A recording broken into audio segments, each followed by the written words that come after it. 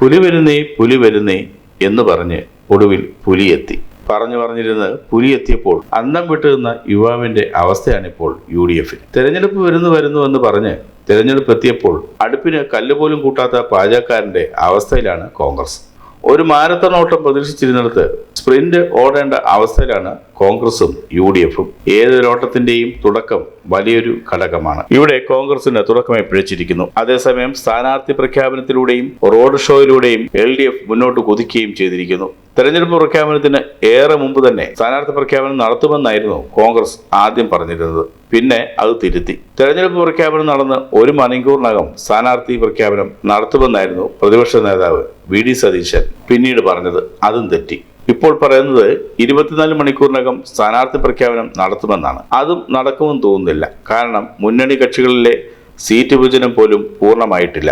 മുസ്ലിം ലീഗുമായി ഒരു പ്രശ്നവുമില്ലാതെ തീർക്കാവുന്ന സീറ്റ് കൈമാറൽ പോലും നടന്നിട്ടില്ല. PJ ജോസഫും കോൺഗ്രസും തമ്മിലുള്ള സീറ്റ് ചർച്ച ഇന്നലെ രാത്രി നടന്നു. തീരുമാനമായില്ല.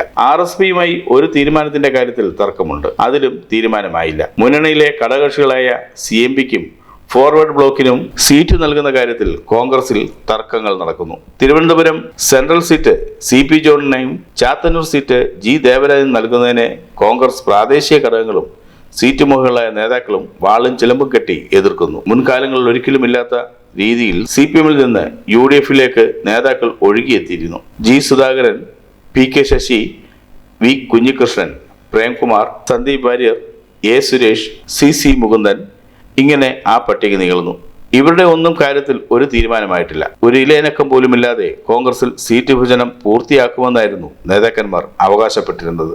ഇപ്പോൾ ഇലയനക്കം മാറി മരമാകെ ആടി ഉലയുന്ന അവസ്ഥയാണ്. കോൺഗ്രസ് പ്രവർത്തക സമിതി അംഗമായ K സുധാകരൻ മുതൽ MPയും MLAയും മന്ത്രിയുമായി കൊതി തീരാത്ത ശിവകുമാർ വരെ കലാപക്കൊടി ഉയർത്തിയിരിക്കുകയാണ്. ഇത് കോൺഗ്രസിൽ പുതുമയുള്ള കാര്യമല്ല. മുമ്പ് ഇതിനേക്കാൾ വലിയ പ്രശ്നങ്ങൾ ഉണ്ടായിട്ടുണ്ട്. എന്നിട്ടും ഞങ്ങൾക്ക് അധികാരം കിട്ടിയിട്ടുണ്ടെന്നാണ് നേതാക്കൾ ആശ്വസിക്കുന്നത്. പക്ഷേ ഒരു ചക്കയിട്ട് മുയല് ചത്തുവെന്ന് വെച്ച് എന്നും ചക്കയിട്ടാൽ മുയല് ചകണമെന്നില്ലെന്ന് പലരും മറന്നുപോകുന്നു. എന്നാൽ ഇതിനിടയിലും രാഷ്ട്രീയ നിരീക്ഷകർ ചില അതിവായനകൾ നടത്തുന്നുണ്ട്. ഇത് കോൺഗ്രസിന്റെ അതിബുദ്ധിയാണെന്ന് അവരുടെ ഭാഷ്യം. നോമിനേഷൻ കൊടുക്കേണ്ട അവസാന നിമിഷം വരെ സ്ഥാനാർത്ഥി നിർണയം നീട്ടിക്കൊണ്ടുപോയാൽ മുന്നണിയിൽ നിന്നുള്ള കൊഴിഞ്ഞുപോക്കും എതിർ മുന്നണികളിൽ സ്ഥാനാർത്ഥിത്വം നേടലും ഒഴിവാക്കാമെന്ന ചാണക്യതന്ത്രമാണ് ഇതിന് പിന്നിലെന്നാണ് ചില രാഷ്ട്രീയ നിരീക്ഷകർ വിലയിരുത്തുന്നത്. എന്താണെങ്കിലും മുന്നണിയിലെ കൊഴിഞ്ഞുപോക്കുകൾ കാക്കാതെ CPM സ്ഥാനാർത്ഥി നിർണയം നടത്തിക്കഴിഞ്ഞു. വിജയപ്രതീക്ഷയില്ലാത്ത 5 സീറ്റുകളിലെ സ്വതന്ത്ര സ്ഥാനാർത്ഥികളെ മാത്രമേ ഇനി അവിടെ പ്രഖ്യാപിക്കാനുള്ളൂ. ഈ സീറ്റുകളിൽ കോൺഗ്രസിൽ നിന്ന് എത്തുന്നവരും ഒരുപക്ഷെ സ്ഥാനാർത്ഥികളെ ആയേക്കാം. കോൺഗ്രസിലെ കൊഴിഞ്ഞുപോക്ക് പ്രതീക്ഷിച്ചാണ് BJPയും സ്ഥാനാർത്ഥി നിർണയം നീട്ടുന്നതെന്നാണ് കരുതപ്പെടുന്നത്. ഇതിനകം സ്ഥാനാർത്ഥിത്വം ലഭിക്കാത്തതിൽ പ്രതിഷേധിച്ചിരുന്ന അടൂരിലെ ദളിത് നേതാവ് ബാബു ദിവാകരൻ കോൺഗ്രസ് വിട്ട് 2020-ലെത്തി കുന്നത്തുനാട് സീറ്റ് നേടിക്കഴിഞ്ഞു. ഇതുപോലെ ചിലരെ കൂടി BJP പ്രതീക്ഷിക്കുന്നുണ്ടെന്ന് വേണം കരുതാൻ. ഇങ്ങനെ 3 മുന്നണികളും കാര്യങ്ങൾ തകൃതിയായി നീക്കുമ്പോൾ മുന്നിലുള്ള അതിഭീകരമായ ചില സത്യങ്ങളെ അവരൊന്നും ദർശിച്ചിട്ടില്ല എന്ന് വേണം കരുതാൻ. പശ്ചിമേഷ്യയിലെ യുദ്ധം അവസാനിക്കുന്ന ലക്ഷണങ്ങളോടൊന്നും കാണുന്നില്ല. 4 ദിവസം കൊണ്ട് അവസാനിക്കുമെന്ന് പറഞ്ഞ യുദ്ധം 20 ദിവസമായി അവസാനിച്ചിട്ടില്ല. ഇനിയും ഇത് എത്ര കാലം മുന്നോട്ട് പോകുമെന്ന് പറയാനാകില്ല.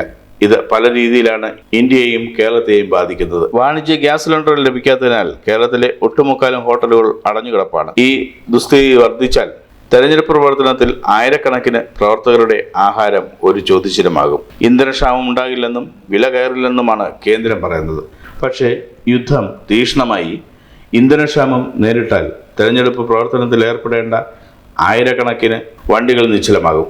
തെരഞ്ഞെടുപ്പിൽ വോട്ട് ചെയ്യാൻ വരാൻ കാത്തിരിക്കുന്ന 10,000-കണക്കിന് മലയാളികൾ വിദേശങ്ങളിലുണ്ട്. വിമാന സർവീസുകളുടെ അപര്യാപ്തത ഏറെ പേരുടെ വോട്ടവകാശത്തെ ബാധിച്ചേക്കാം. ഇങ്ങനെയുള്ള നിരവധി പ്രശ്നങ്ങൾ മുന്നിലുണ്ട്. പക്ഷേ യുദ്ധവും പിണറായിക്ക് ഗുണമായി ഭവിക്കാം. CPM ഇറാന് അനുകൂലമാണ്. ഒരു ഭാഗത്തിൻ്റെ വികാരമിളക്കിവിട്ട് വോട്ടാക്കി മാറ്റാൻ സദ്ദാം ഹുസൈനെ CPM വീരപുരുഷനാക്കിയതുപോലെ ഖൊമൈനിയെയും CPM ലോകനായകനാക്കിയേക്കാം. ന്യൂനപക്ഷ പിന്തുണ UDFിനാണെന്ന് തിരിച്ചറിഞ്ഞ് അത് പൊളിക്കാൻ ഇറാൻ മാനിയെ ഇറക്കി വോട്ടാക്കാൻ CPM ബുദ്ധികേന്ദ്രങ്ങൾ വരുത്തി തീർക്കാൻ ശ്രമിച്ചുകൂടായികയില്ല. കാവൽ മന്ത്രിസഭയ്ക്ക് പരിമിതികൾ ഏറെയുണ്ടെങ്കിലും പ്രളയ കോവിഡ് കാലങ്ങളിൽ കേരള ജനതയെ ചേർത്ത് നിർത്തിയതുപോലെ ഈ യുദ്ധകാലത്തും പിണറായി വിജയൻ അല്ലാതെ മറ്റാരുണ്ട് എന്നൊരു പരിപ്രേക്ഷ്യം സൃഷ്ടിക്കാൻ LDF ആവുന്നത്ര ശ്രമിക്കുമെന്നുള്ളത് ഉറപ്പാണ്. ഇങ്ങനെ പല രീതിയിൽ യുദ്ധത്തെ വോട്ടാക്കി മാറ്റാൻ കുശാഗ്രബുദ്ധിയായ പിണറായി വിജയൻ ശ്രമിക്കുമ്പോൾ തന്നെ ക്ഷാമം രാഷ്ട്രീയ കക്ഷികളെ ഈ തെരഞ്ഞെടുപ്പിൽ പല രീതിയിൽ അലട്ടാൻ ഇടയുണ്ടെന്നുള്ള കാര്യവും കാണാതിരുന്നുകൂടാ. കൂടുതൽ വാർത്തകൾക്കും വിശേഷങ്ങൾക്കുമായി village news web TV subscribe ചെയ്യുക, ലൈക്ക് ചെയ്യുക, ഒപ്പം കമന്റ് ആൻഡ് ഷെയർ കൂടി ചെയ്യുക.